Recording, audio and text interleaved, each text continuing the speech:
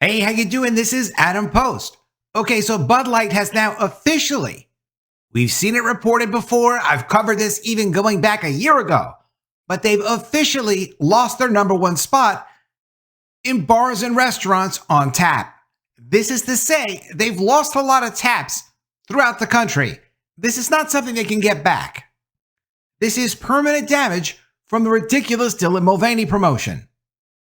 And I covered this story about a year ago that, it looked like from industry sources, you could see people were really actually in bars removing the taps because people didn't want to see the tap. They weren't going to drink anything that came out of that tap. But now the company is actually admitting it, that Bud Light is no longer number one. It's at best number two.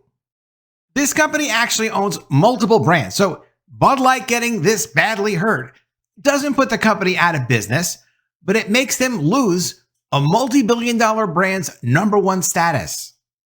In grocery stores, it's already been clear they've dropped to number 3.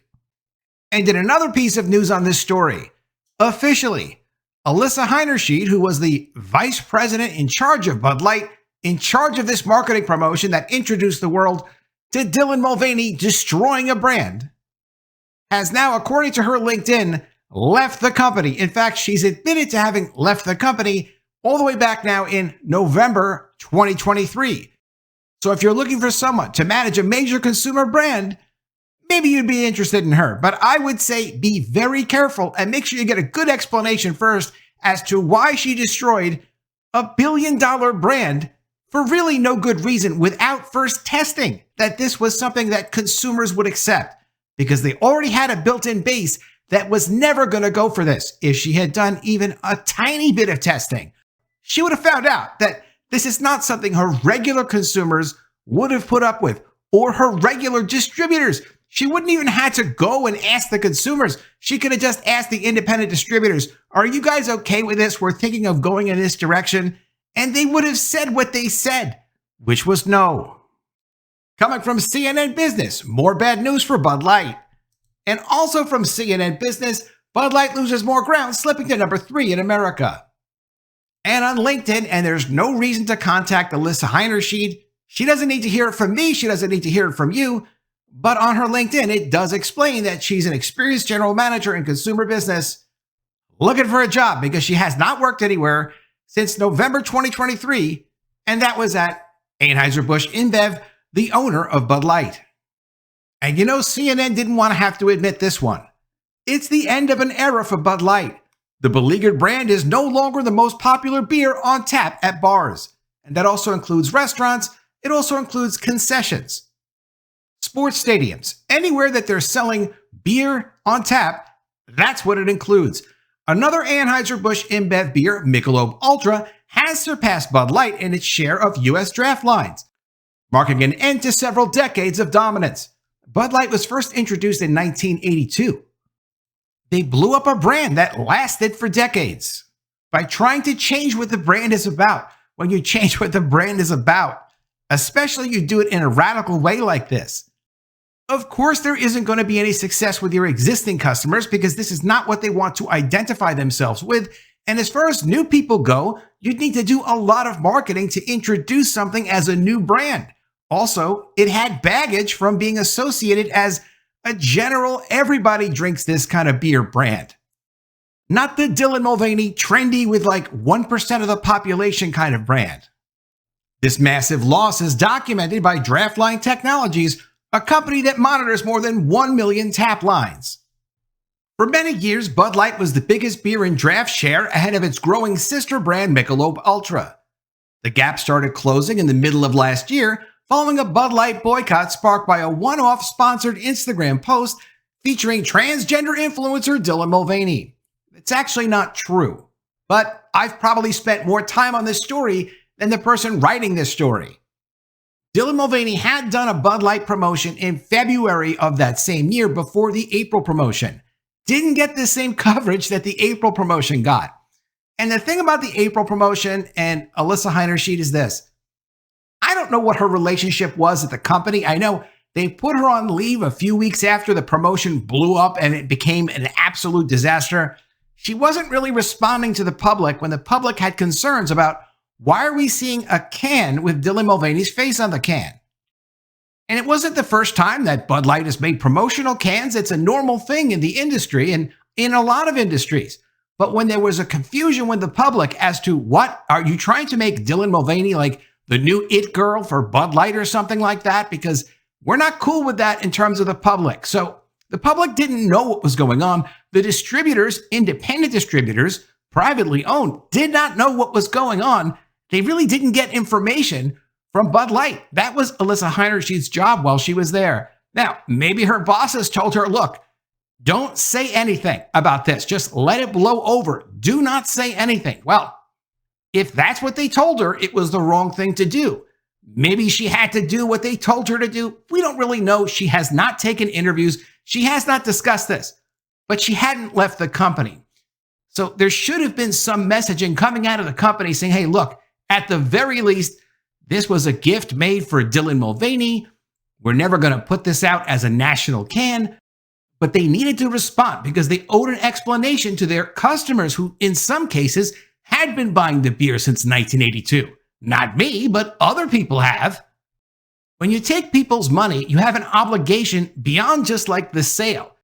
If you don't respect that obligation beyond just the transaction, and you don't respect the relationship that a brand has with its consumers, then don't expect any more brand loyalty. People drop you immediately. And that's what happened. Beyond a massive consumer boycott, some bars and restaurants also removed the Bud Light taps, causing long-term damage to sales.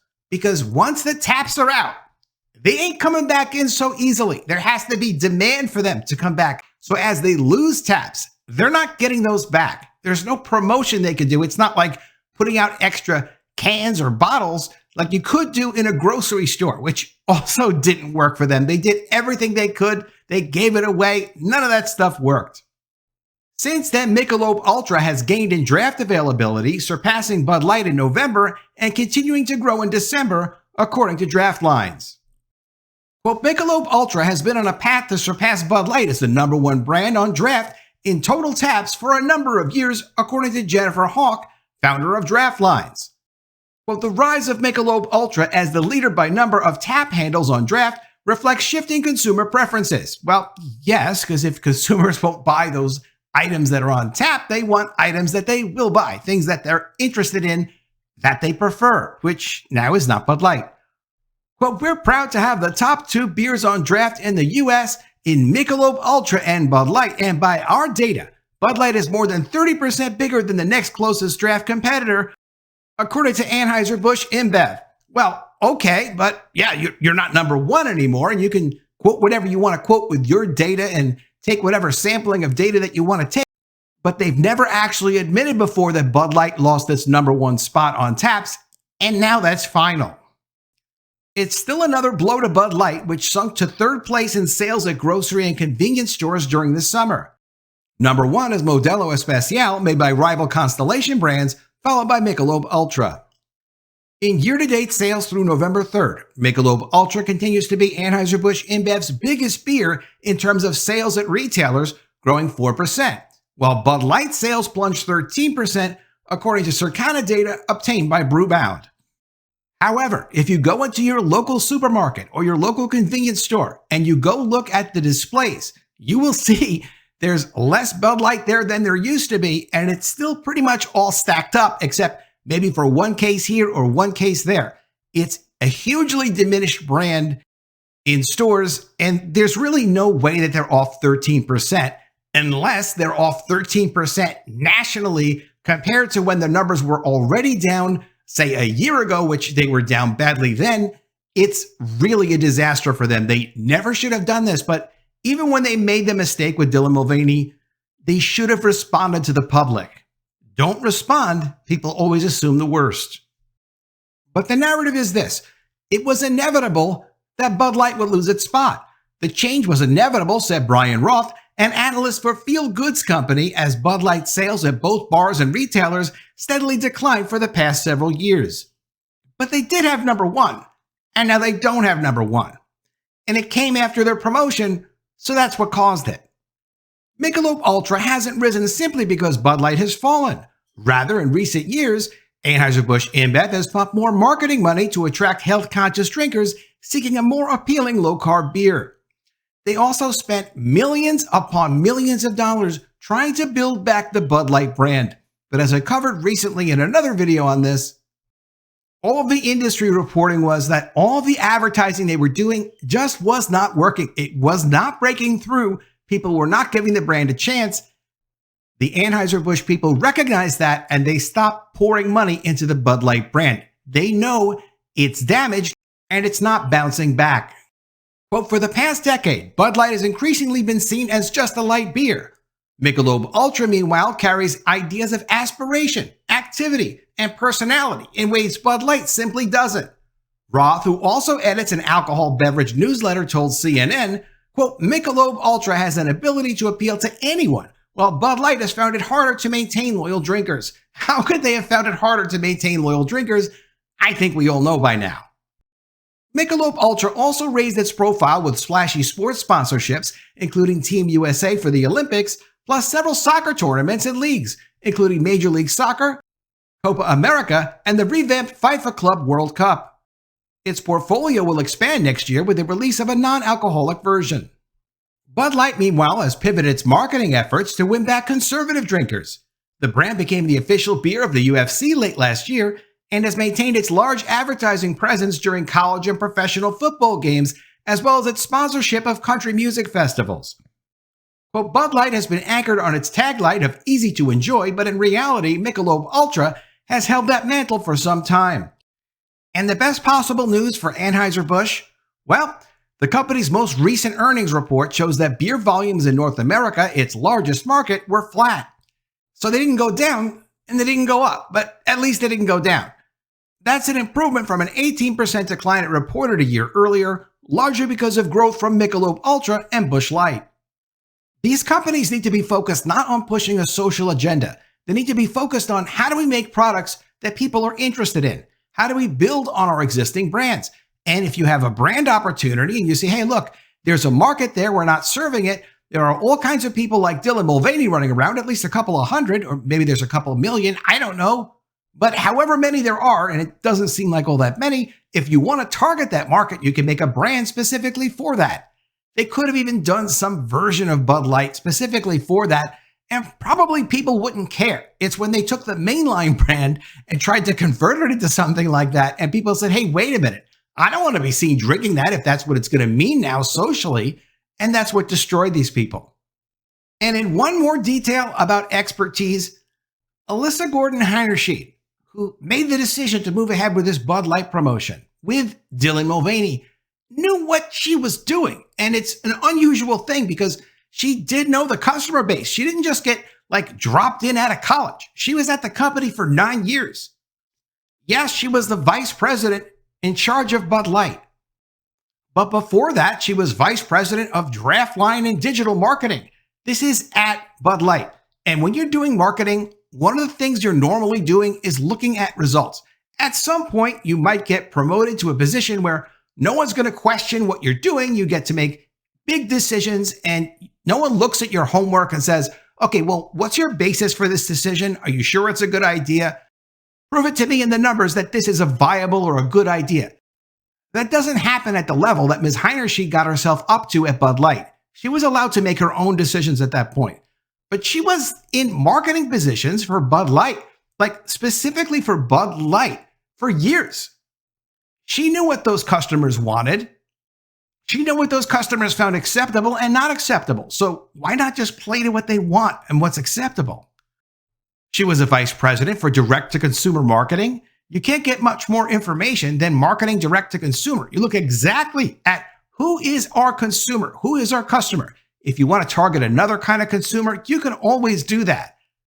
But mainline, who pays our bills? Who comes to the store every week or goes to the bar every week? Who is that person that buys our product? Now let's market to those people directly and boost our sales. She did that for more than 2 years. So this is something she knew before she went into doing this.